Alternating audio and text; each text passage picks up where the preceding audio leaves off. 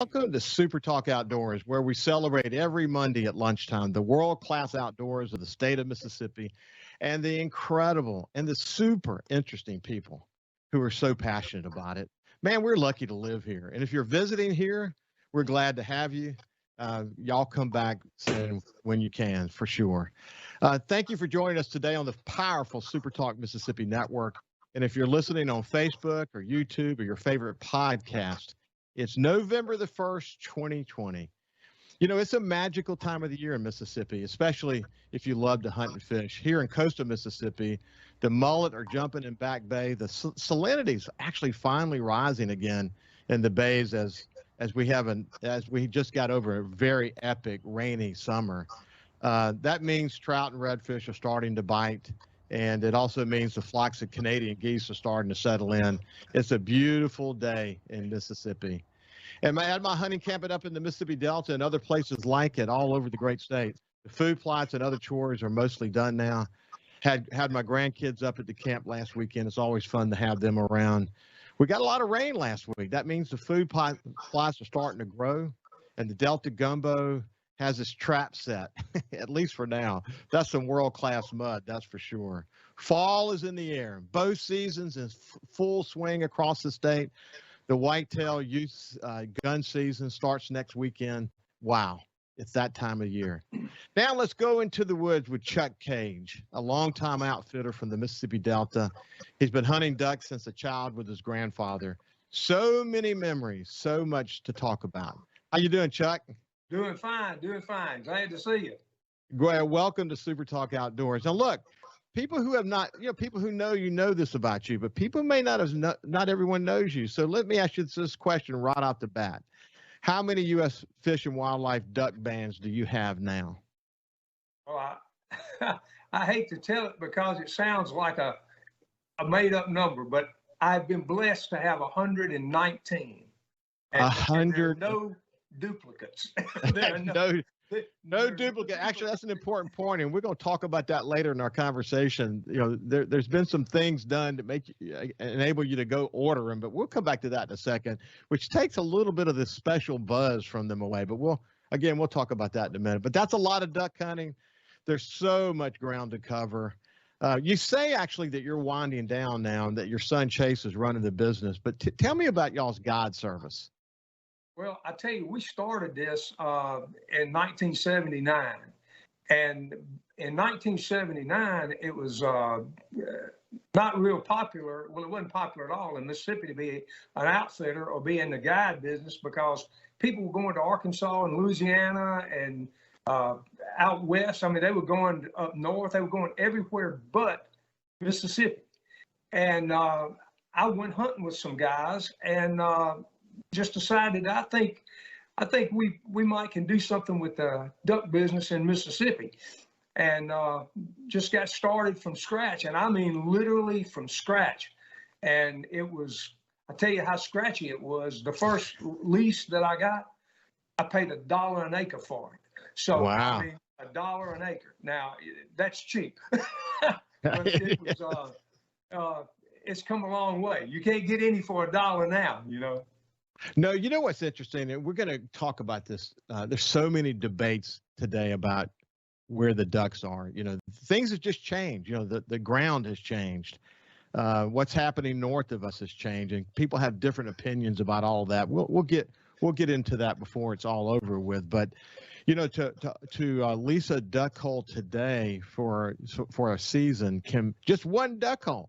You know, so I started 10, 15, even $20,000. Maybe you've heard bigger numbers than that, but it's hard to find those magic duck holes these days, isn't it?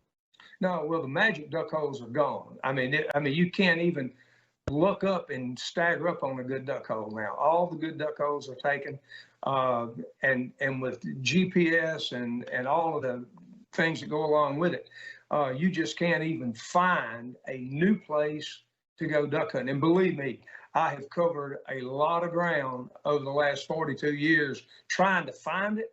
And it was easy for about 10 years. Then it got harder, and now it's impossible. I mean, yeah.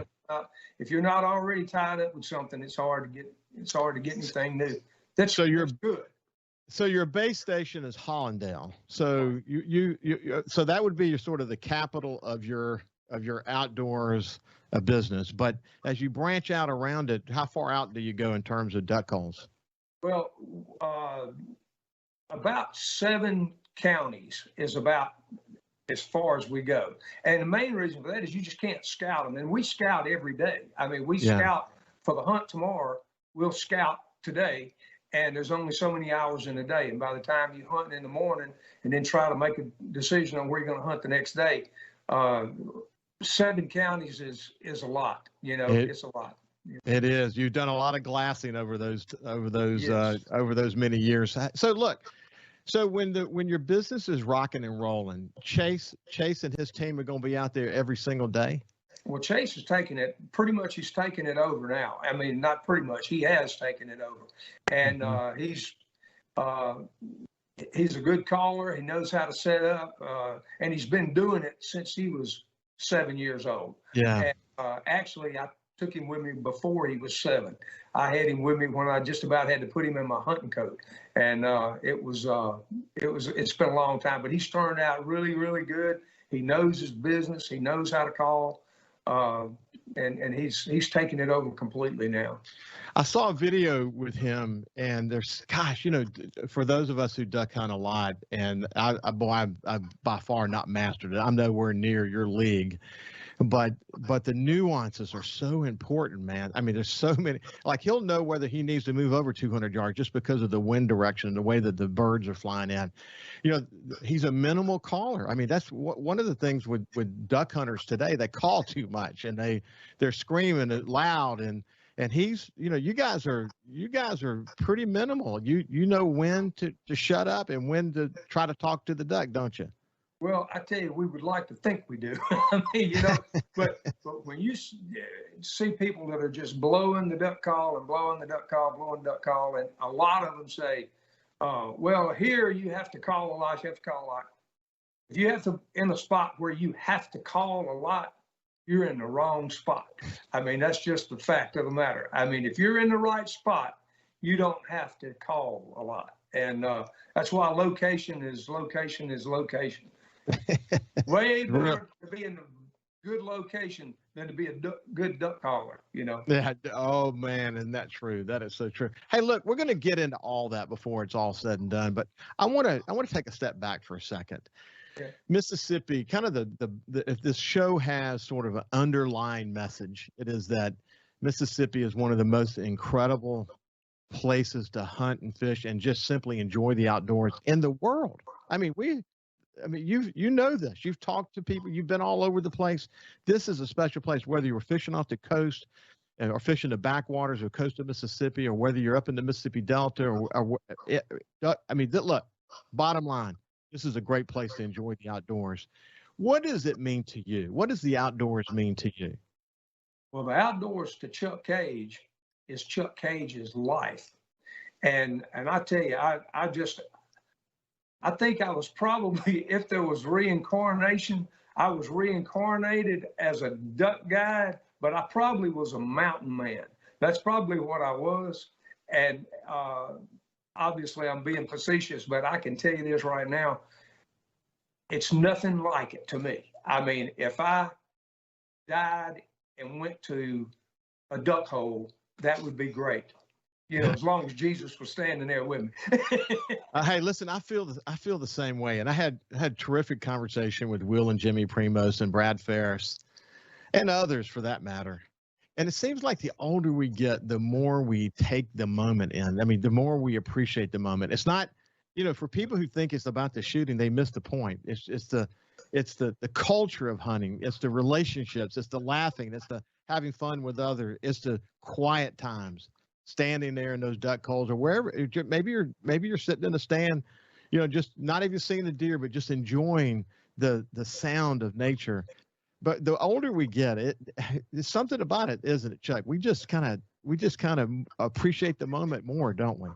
I tell you, I can relate to that more than anything you could possibly know, because it's been 10 years, actually 11 years, since I've killed a buck deer in the state of Mississippi.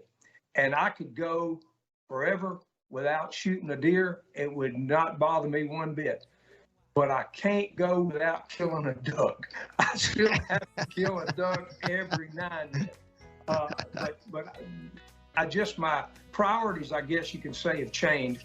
It used to be all about how big the deer was, how many deer I killed in the season, how many ducks I killed in the season, how many bands I got and all that. But now to be able to sit in a duck blind and just reminisce and watch the ducks and all, it's amazing what happens to you the older you get. And when we come back after this break, we're going to continue a conversation about why that is so important and why Mississippi is this magnet that keeps us here and that draws people here.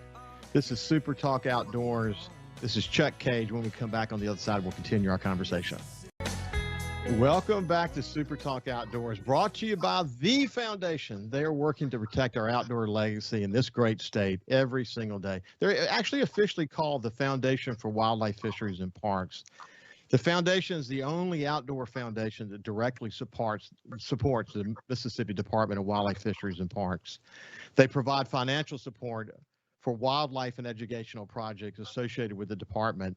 The foundation is also working to take Mississippi's conservation efforts to the next level by focusing on the important issues that matter to outdoorsmen and women.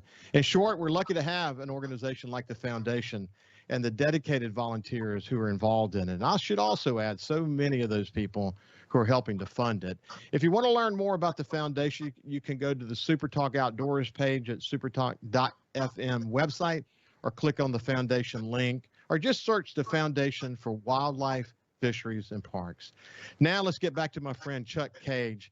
Chuck, we were talking about how much the outdoors means to you.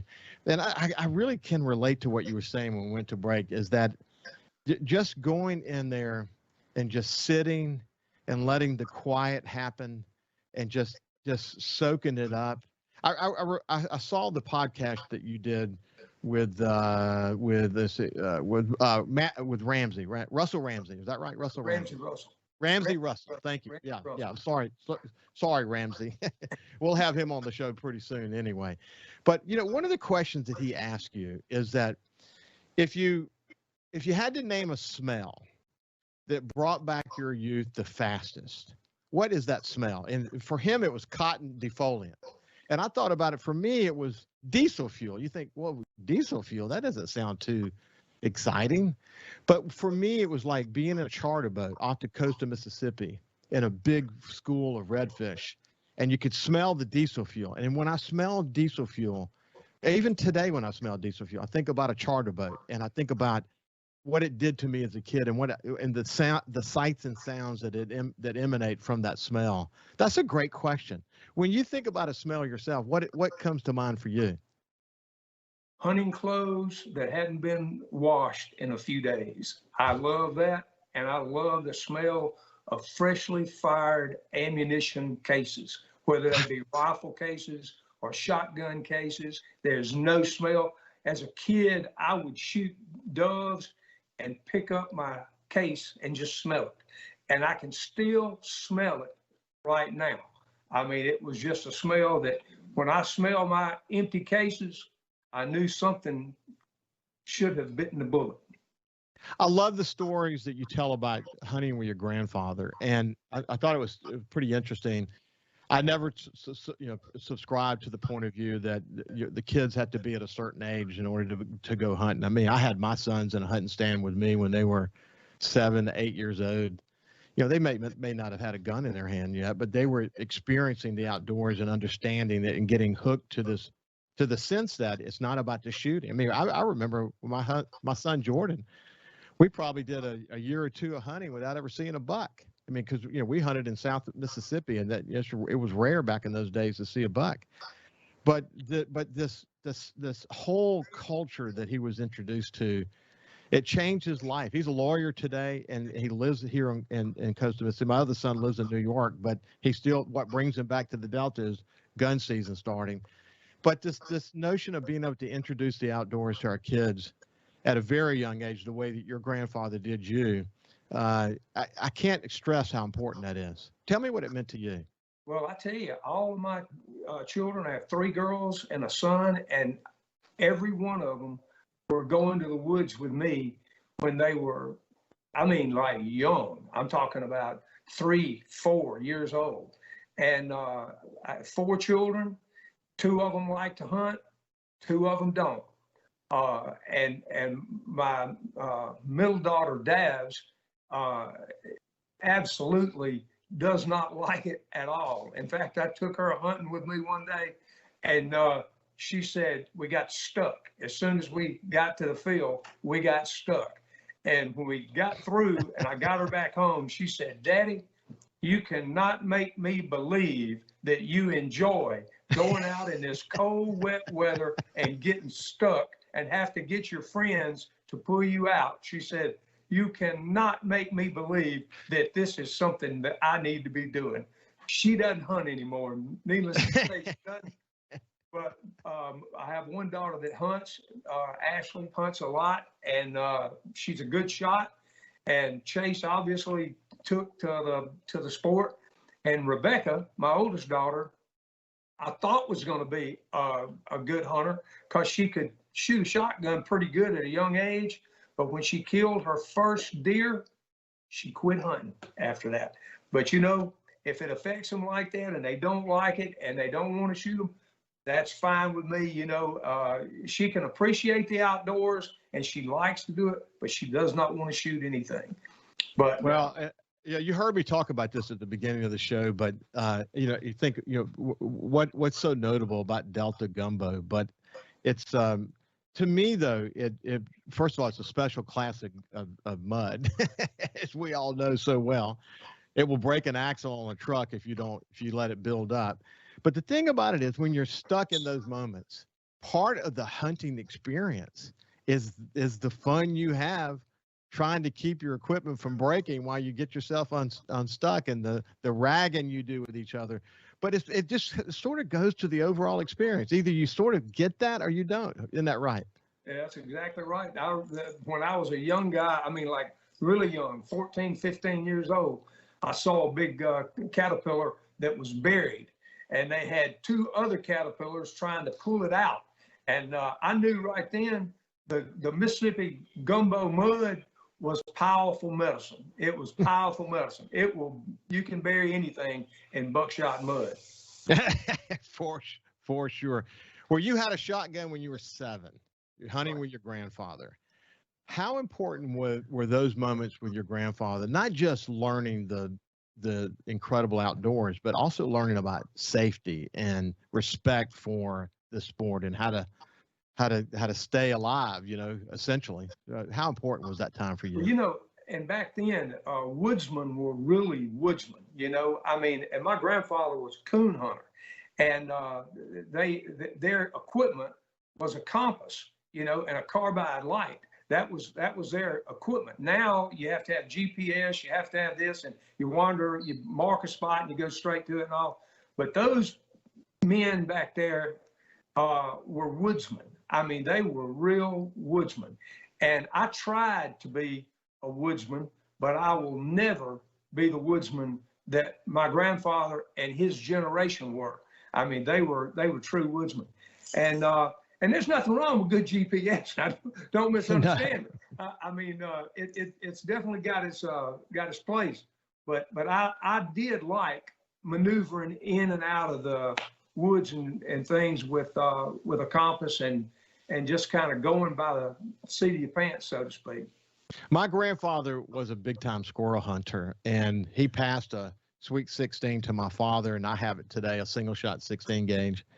And you know, I look at that gun from time to time, and I think to myself, what was it like for him? Because he was just such a natural when he went into the woods. He didn't have a dog. He just went in and did extraordinarily well. A lot of times it was to feed his family. But you know, they had a special love for the outdoors. But the beauty is, even though we may have the technology today, the fact that they passed it to that next generation, that's the key to our success, is passing that love of the outdoors to the next generation, isn't it? Yes, indeed, it really is. And it just amazed me how they could love something like they loved it too, you know. And my family, my grandpa was not a wealthy man by any stretch. I mean, in fact, he had two guns. He had two guns is all he had. And now I look back on it and I think he had as much fun with those two guns as most people have when they buy a new gun every 3 or 4 years. They seem like they have to feel like they need to buy a new gun and move on. Well, those guys back in those days could make more out of less than anybody. You know, they really had a way of doing that. Tell me about Sam Pendergrass. He was a man's man. I think that's the best way I can, if I had to just sum him up, he was a man's man. He spoke the truth as he saw it. He was very opinionated, and he was a stand-up guy. I mean, he was a stand-up guy, and he formed me as much as anybody other than my grandpa and possibly my uncles, you know. But Sam was a heck of a hunter. He was a big time duck hunter. He had 57 bands himself. When we come back, we're going to talk about the journey that led to 117 bands. Chuck Cage has 117 duck bands. That is a lot of hunting, ladies and gentlemen. 119. Right. I was just saying it wrong. I have it down as 119. Anyway, we'll see more with Chuck Cage here on SuperTalk Outdoors when we get back from break. Welcome back to SuperTalk Outdoors right here in the Foundation studio. The Foundation is the only outdoor foundation directly supporting the Mississippi Department of Wildlife, Fisheries, and Parks. And I have such a treat today to have the opportunity to visit with Chuck Cage, a longtime duck hunter. He's a big-time dove hunter as well, I might add. But we're talking about duck hunting today, and he's obviously done a lot of goose hunting over the years. But he has 119 bands. The U.S. Fish and Wildlife Department put the bands on ducks so they can track them and learn and do a lot of research and whatever. And I personally have never shot a duck with a band. My son has. But you've done it 119 times. And how many hunts have you been on? Have you ever just sit down and done the math on how many hunts you've been on since you were a kid? I hadn't done the number of hunts that I've been on, but since I have been in the guide business, I have kept up with how many people that I have taken hunting with me. And I hate to even say it because it sounds like a BS number. I mean, it really does. But I have been blessed to have been put in the presence of some of the best duck hunters in the country. And I wouldn't take anything from my experience, not just being a guide and not having my own business and not having the things that go along with that, but to meet the people that I have met in my life that have made me what I am over the last 42 years. I owe it a lot to the people that I hunted with. How many people? How many?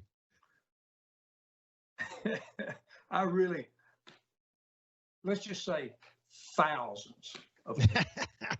I'm not surprised. I have really honestly, I've been in business for 42 years, and I was really in the business for 40 years. The last two, since I had some health problems, I've slowed way down. But if you figure I carried 200 people a year duck hunting, yeah, I took probably 250 people a year dove hunting and goose hunting, not 250 people goose hunting, but you do the math on it over the last 40 years, it's a lot. It adds up. It adds up fast. Thousands and thousands. So, you know, it's so interesting to hear your conversation about how each band, you kill a duck, it has a band, how each band has its own unique story. And there's such a, I don't know, there's such a mystique that comes with having a high number of banded ducks. What does a banded duck mean to you?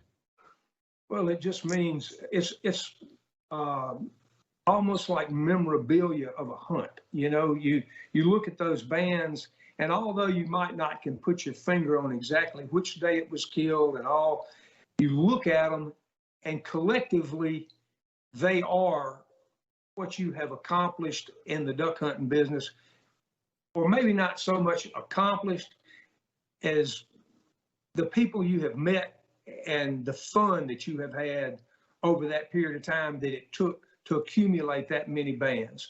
And they're all material things, and in the long run, they're not going to probably make that much difference. They're not going to make that much difference. But in the present time, when you look at them, it's memories.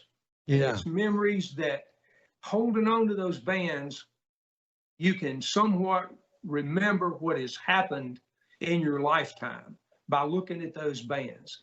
And I guess it's like the Indians that would give their friends or somebody something to wear, and then the other people would change it out, and they would give them something of theirs. And you look back on it and you think, well, how many people have I actually been involved in knowing based on these duck bands? If it hadn't have been for these duck bands, I wouldn't have known so-and-so, or I wouldn't have been, this experience wouldn't have happened. And it's more to it than just shooting a duck with a band on it. It's way more than that. But I will say this, I still get as excited if I shot one tomorrow. If we went duck hunting tomorrow and I shot one tomorrow, I would do a band dance. I would do it. I mean, I'd look silly, but I'd be doing it. But Chuck, you know what? I have a really good friend of mine, and I talked Captain Sonny Schindler, who's with Sure Thing Charters on the coast. He was on my coast show, Coast View, recently, and I mentioned this friend of mine, Reed Geis, who's here in coastal Mississippi, longtime friend of mine, who's really been all over the United States, frankly, all over the world, fly fishing. And he talks about this fly fishing experience. And my son Jordan came to describe Reed this way, that he has a low threshold for amazement. What happens is somebody enjoys something too much. It takes more of whatever that is in order to get them excited. You know what I'm saying? So the more they experience, the less excited they get.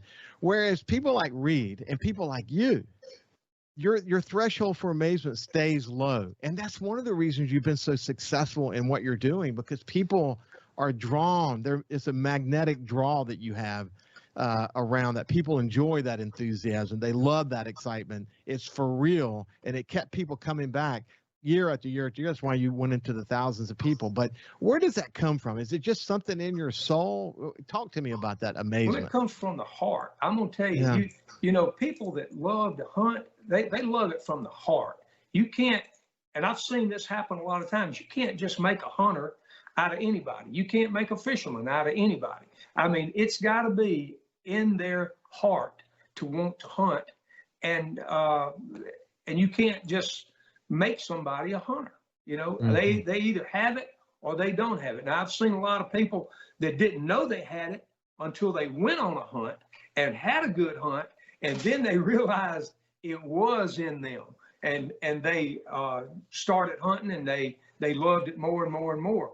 But it's always been in me. I mean, from the core, and I'm glad it has been in me.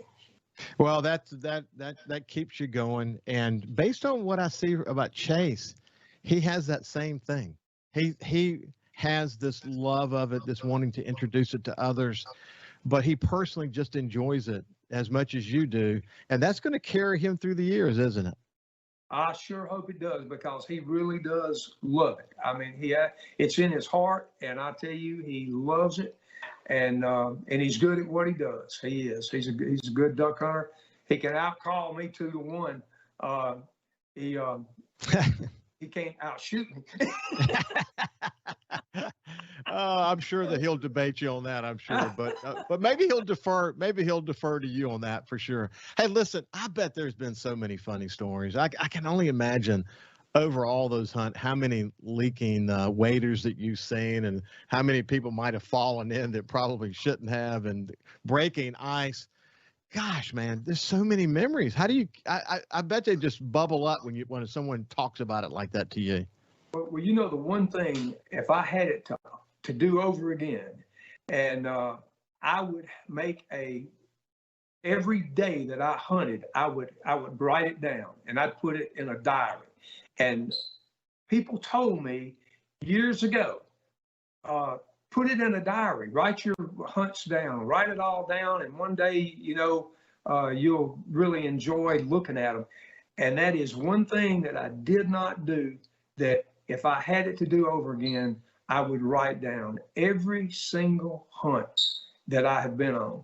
Because although you think they're in your mind and you'll never forget them, sometimes your memory has to be jogged a little bit to get it back up. But I really wish I would have written it all down, and maybe not so much wrote a book, but just have had something to pass down to my kids and grandkids and all, so they would understand the things that I really enjoyed doing and some of the things that I had done. Well, it's not too late to start trying to gather some of those up, because sometimes you can just look at someone's name and go, oh my gosh, I remember so well. I never laughed so hard in my life. I mean, I'm sure those kind of memories come up when you think about somebody's name. But if you look back, I'm sure you laughed a bunch, but what's one of the funniest stories you remember? One of the funniest stories that I ever remember. Well, one of the funniest stories I ever remember is when the guy walked out of his waders, he had bought a cheap pair of waders, and we were over in a swamp hunting over at Sam Pendergrass's swamp, and the guy took off walking through the swamp, and it was so cold. I mean, it was freezing cold.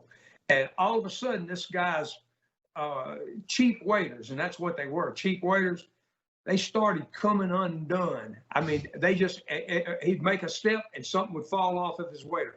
By the time he got about halfway to the blind out there, not necessarily the blind, the tree that we were hunting by, his waders had completely come off him. And, and that's really, the funny part was when we got him back, he was so cold, we had to put him in front of a fire. And his feet, I can still see them today. They were blue. His feet were as sky blue. They were just blue as they could be. Hey, let's do this. This is Chuck Cage, SuperTalk Outdoors. See you after having a terrific conversation. Spend a little time in the woods with Chuck Cage, longtime duck and deer and goose hunter. From his base station there in Hollandale, Mississippi. When we went to break, we had a hard stop, unfortunately. But you're talking about the guy who literally walked out of his waders. And you know what, Chuck? I could picture that. And man, on a cold day, you don't have much time to get warmed again. And when you said you got him by the fire, his feet were blue. He made it. But I bet you've seen some close calls over your time, haven't you? We have. We've seen some close calls, but the main reason that I don't hunt like the river in a boat or something is because I know how close calls can happen. When you're running an operation like this, you don't know if the next guy that you carry is going to be a good woodsman or a bad woodsman. And I will take my chances with them with their feet on the ground as opposed to being in the Mississippi River, because the Mississippi River is unforgiving, and it's a lot of people hunt it and a lot of people guide on it, but it just never was for me. Never was for me. I love to look at the river. I love to look at the river. I get that. I see that clearly. Hey, listen, at my place in the Mississippi Delta, we have 100 acres of cypress lake. It's beautiful with a hole in the middle of it. When we first got there, I took over this property about 5 or 6 years ago, and we had some pretty good duck hunts, but then it's kind of fallen off since then. Now, there's a bunch of different theories about it. Not cold enough up front, north of here, maybe planting too much food in the flyway. Certainly, modern, farming operations have changed the topography of the land and all that. But what's your take on the duck situation over the last few years? Well, and I don't know the professional end of it, but I know this from observing the Mississippi Delta from the time I was a kid to right now. The ducks are not in the Mississippi Delta like they were even 10 years ago. And I wish I had something that sounded real knowledgeable and everything to tell about it. But other than the fields getting worked up from, just as soon as they get the crop out, the farmers, work their fields up. That doesn't help, but you have to understand that's what they have to do. But the flyway appears to me that it has moved west.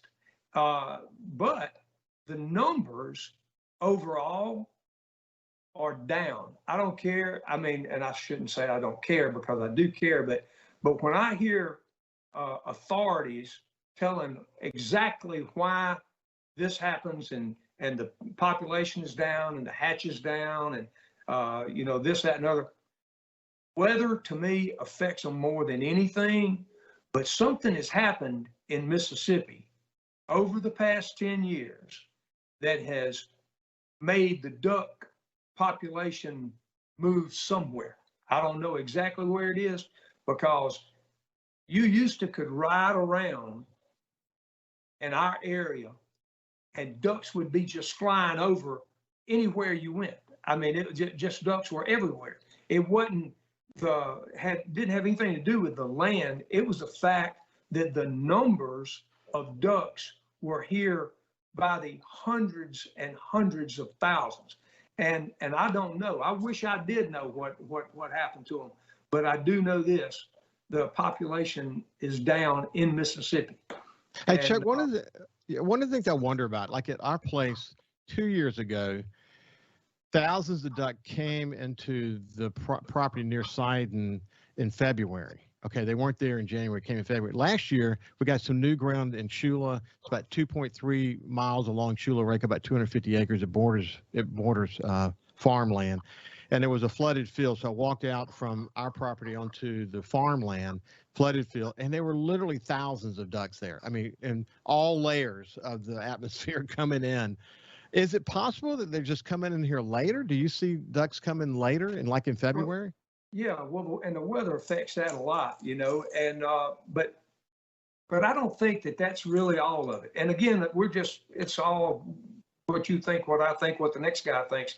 But I know from riding this Mississippi Delta from top to bottom since I was a kid, the numbers of ducks in Mississippi, Delta wide, not what it used to be. And well, the good thing about your guide service there in Hollandale, Mississippi, that your son Chase and you from time to time still find them. You got your little choice spots, and people should look you up if they want to know more about your outfitting business. But we're out of time, Chuck Cage.